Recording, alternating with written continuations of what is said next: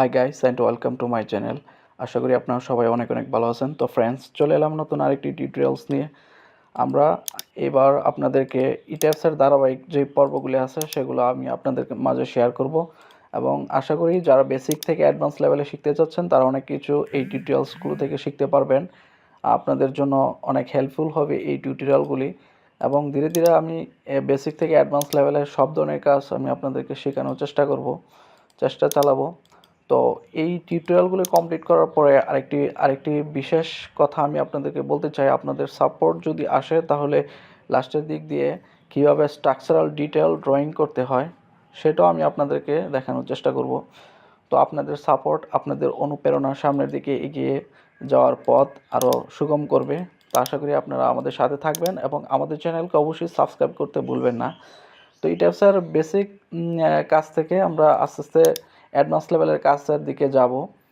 তো এই যে এরকম যে ফাইলগুলি আছে যেগুলো ধরে ধরে এই যে ক্লায়েন্টের ডিটেল ড্রয়িং বুক কীভাবে জেনারেট করে ক্লায়েন্টকে দিতে হয়, ক্লায়েন্টের উপযোগী যে স্ট্রাকচারাল ডিটেলটাকে তৈরি করতে হয়, সেরকমভাবে আমি আপনাদেরকে শেখাবো। প্রথমে আমাদেরকে অবশ্যই ইটাপসের অ্যানালাইসিস কমপ্লিট যদি আমরা না করতে পারি তাহলে স্ট্রাকচারের ভিতরে যে রেইনফোর্সমেন্টগুলো আমাদেরকে প্রোভাইড করতে হবে, যে মেম্বারগুলোকে আমাদেরকে ডিজাইন করতে হবে, তা কিন্তু কোনোভাবেই হয় না, যার কারণে আমাদের ডিজাইন কমপ্লিট হয় না। তো ইটাপস অ্যানালাইসিসের পরে কীভাবে স্ট্রাকচারাল ডিটেলিং করতে হবে তার ধারাবাহিক পর্বগুলো আমরা একের পর এক আপনাদের সামনে নিয়ে আসব। তো আশা করি আপনারা আমাদের সাথেই থাকবেন। তাহলে আমরা আজকে ইট্যাপসের অ্যানালাইসিসের কাজটি প্রথমে শুরু করব, তারপরে ধীরে ধীরে আমরা কীভাবে একটি বিল্ডিংকে পরিপূর্ণ ডিজাইনে রূপান্তর করতে হয় তার আশা করি সব কিছু আপনাদেরকে ধীরে ধীরে দেখাবো। যারা নতুন, যারা শিখতে চাচ্ছেন তারা চাইলে আমাদের এই টিউটোরিয়ালসগুলো ধীরে ধীরে ফলো করতে পারেন, এবং ফলো করলে দিন শেষে আপনাদের যেই মেধার যে ঝুলিটা আছে সেটা আস্তে আস্তে আরও পরিপূর্ণ হবে।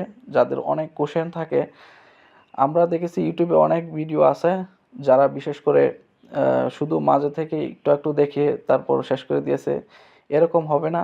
অবশ্য অ্যানালাইসিস করার পরে অনেক প্রশ্নের উত্তর যারা নিউ আছেন তারা পেয়ে যাবেন, এবং স্ট্রাকচারাল ডিটেল ড্রয়িং কমপ্লিট কীভাবে করতে হয় তার অনেকাংশ ধারণা আমি আপনাদেরকে দেওয়ার চেষ্টা চালাবো।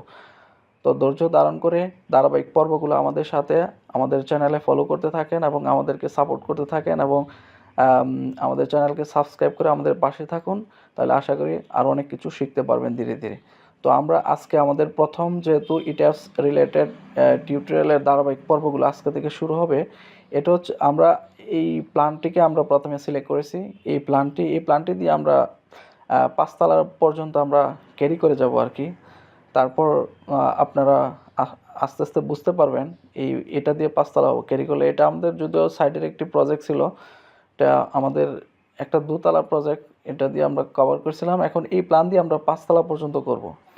তারপর দেখব যে আমাদের কলাম এবং বিমের সেকশনগুলো কী পরিমাণ রেইনফোর্সমেন্ট আসে, কতটুকু কী আসে সেটা আপনারা দেখলেই বুঝতে পারবেন। তো এগুলো অ্যানালাইসিস ছাড়া দেখা গেছে অনেকে 5 তলা 6 তলা এটা অনুমানের উপর চালায়। তো এগুলা করতে গেলে দেখা গেছে অনেক সময় আমাদের যে সম্মানিত যে ক্লায়েন্ট আছে, বাড়ির মালিকগণ, তাদেরই অনেক সময় প্রবলেমসের মুখে পড়তে হয়। প্রবলেমসটা কীরকম? তাদের অর্থের উপরে এক ধরনের একটা অত্যাচারই বলা চলে। দেখা গেছে এগুলো অ্যানালাইসিস যদি কমপ্লিট না করে দেওয়া হয় তাহলে অনেক ক্ষেত্রে দেখা গেছে আমাদের মেম্বারের যে সাইজগুলো আছে এগুলো অনেক বেশি বেশি চলে আসে, যার কারণে যে বাড়ির মালিক আছে ওনার অর্থের একটা অপচয় বেশি হয়ে যায়, বেশি অপচয় হয়ে যায়। যার কারণে এ ধরনের কার্যকলাপ থেকে সবাই বিরত থাকবেন। তো এগুলো অবশ্যই অ্যানালাইসিসের মাধ্যমে এনশিওর হবেন, যেগুলো 5 তলা 6 তলা যেই বাড়ি যেই ডিজাইনগুলি আছে। তাহলে চলুন আমরা এটি শুরু করি। তো আমরা প্রথমে চলে যাব ইট্যাপস যে মেন সফটওয়্যারটি আছে ওইটার ভিতরে। এটা হচ্ছে আমাদের ইট্যাপসের ইন্টারফেস। আমরা যেহেতু প্রথম কাজ শুরু করব, তখন ইট্যাপসের ইন্টারফেসে আসার পরে আমাদের প্রথম যে কাজটা থাকবে যে এই যে এখানে দেখুন ফাইল অপশন আছে, ফাইল অপশন আসার পরে নিউ মডেল, অথবা আমাদের এই যে এখানে দেখুন একটা অপশন আছে নিউ মডেল, যেটা এটা আমাদের কিন্তু এটা ইট্যাপস 16 ভার্সনটার মাধ্যমে আমি আপনাদেরকে দেখানোর চেষ্টা করতেছি। তো এখন আমরা প্রথমেই ফাইলে চলে যাব। ফাইলে যাওয়ার পরে আমরা এখান থেকে এই যে নিউ মডেল যেটা আছে আমরা এটাতে ক্লিক করব। নিউ মডেলে ক্লিক করার পরে এখানে কিছু অপশন চলে আসবে। এই যে দেখুন এই ইন্টারফেসটি চলে এসেছে। এখান থেকে আমাদের যা করতে হবে সেটা হচ্ছে এখানে দেখুন use build in setting with, এই যে এটাতে ক্লিক করার পরে প্রথমে যেটা আছে ডিসপ্লে ইউনিট, এগুলো হচ্ছে আমাদের ইউনিট, পর্যাপ্ত ইউনিট। এগুলা আমরা প্রথমে যেটা আছে ডিফল্ট এটা রেখে কাজ শুরু করতে পারি, পরবর্তীতে কাজের সুবিধার জন্য ভিতর থেকে আমরা চেঞ্জ করতে পারবো। আর এখানে স্টিল সেকশন ডেটাবেস, এটা হচ্ছে যারা স্টিল বিল্ডিং ডিজাইন করবে তারা এটা অবশ্যই কোড এখান থেকে সিলেক্ট করে নেবে। আমরা যেহেতু কংক্রিট বিল্ডিং নিয়ে কাজ করব, যার কারণে আমরা কংক্রিটের যে কোড আছে আমরা ওইটাকে এখান থেকে দেখিয়ে দেব। তো এখানে আসার পরে কংক্রিট ডিজাইন কোড, এটাতে এই প্যারামিটারগুলোতে ঢুকে এখান থেকে আমাদের বিএনবিসি 2020 এসিআই যে কোডটির সাথে ইনক্লুডেড আছে, যেই কোডটিকে ফলো করে আমরা সেই কোডটিকে এখান থেকে দেখিয়ে দেব। তো এখন এই যে আমরা দেখতে পাচ্ছি যে এসিআই 31808 এটা কিন্তু আমাদের বিএনবিসি 2020 যেটা নিয়ম আছে এটাকে ফলো করে থাকে। তো এখন আমরা এখান থেকে এসিআই 31808 জাস্ট এটাকে আমরা সিলেক্ট করে দেব। তো এটাতে আমরা একটা ক্লিক দিলাম। এটা আমাদের কংক্রিট, যেহেতু আমরা কংক্রিট বিল্ডিং ডিজাইন করব, যার কারণে আমরা এই কোডটাকে আমরা এখান থেকে সিলেক্ট করে দিলাম। তো সিলেক্ট করে দেওয়ার পরে আমরা জাস্ট এখানে আর কোনো কাজ নেই, জাস্ট পরবর্তীতে যদি আরও কিছু চেঞ্জ করতে হয় তাহলে মডেল করার সময় আমরা সেগুলোকে ধীরে ধীরে চেঞ্জ করে নেব। তো এখন আপাতত আমরা এখান থেকে বিএনবিসি 2020 যেই কোডটি ফলো করে থাকি সেই কোডের যেই কোডটিকে সেটা আমরা এখানে দেখিয়ে দিলাম। এটা এইভাবে দেখানোর কারণ হচ্ছে বিএনবিসি 2020-এর যে সিস্টেমটি আছে এটি কিন্তু এই সফটওয়্যারে কিন্তু ডিফল্ট দেওয়া নেই। এখন আমাদেরকে যার কারণে এসিআই কোডকে মডিফাই করে তারপর আমাদেরকে কাজ করতে হয়। তো এখন আমরা জানি যে এসিআই 31808 এই কোডটিকে ফলো করে বিএনবিসি 2020, যার কারণে এটাকে আমরা সিলেক্ট করে দিলাম, দেন ওকেতে ক্লিক করে দিলাম। ওকেতে ক্লিক করার পরে এই যে দেখুন এখানে একটা ইন্টারফেস চলে এসেছে। এই ইন্টারফেসে মূলত আমাদের কিছু জিনিস বুঝতে হবে। তো এটা আসার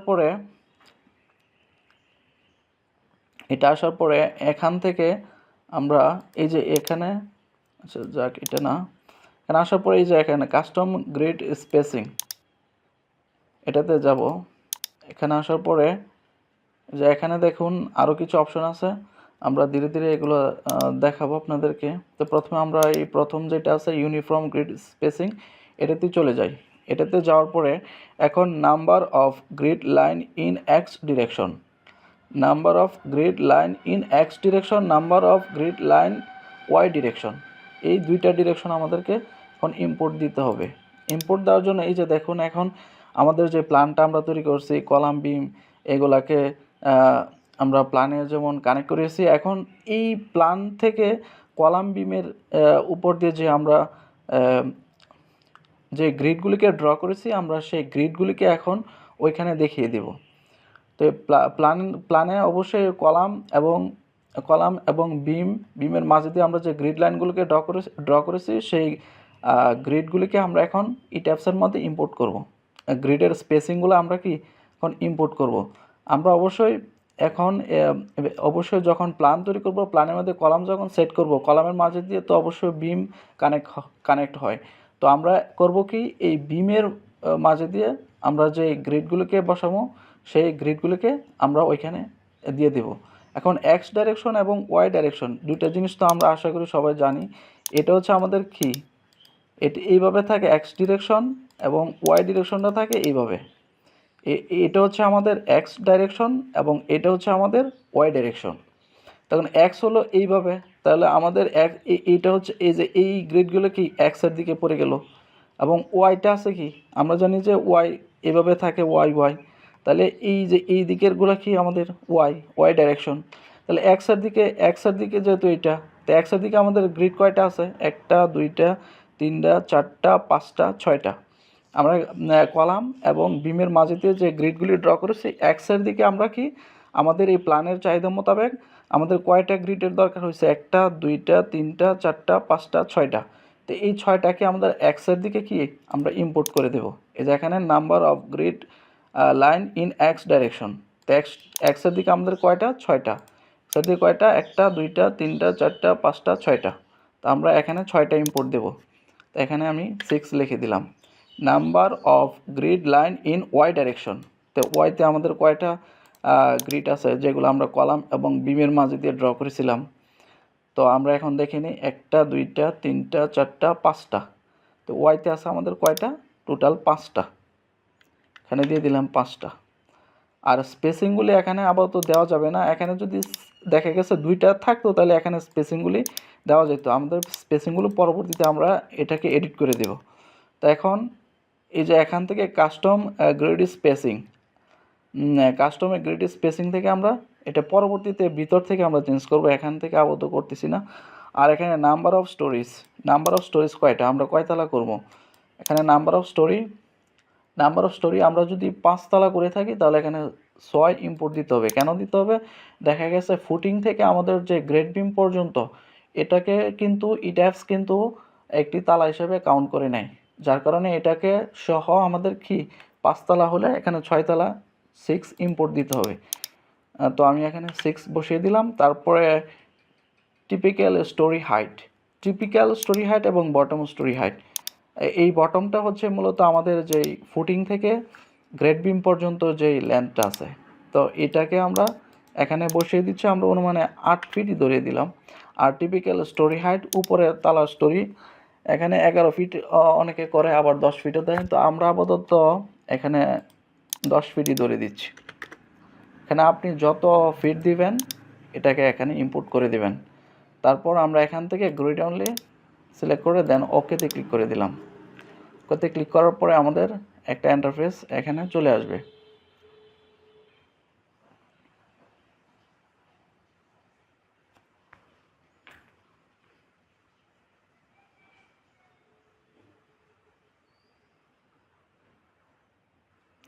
তো এই হচ্ছে আমাদের প্রাথমিকভাবে আমাদের গ্রিডগুলো এখানে চলে এসেছে।